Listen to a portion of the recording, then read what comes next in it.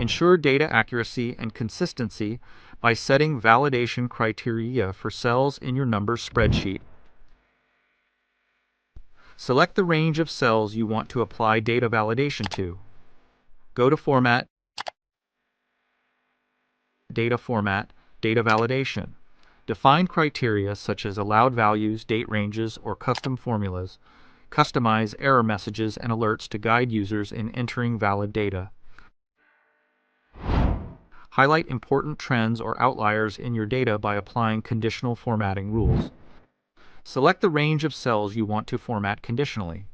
Navigate to Format, Conditional Highlighting.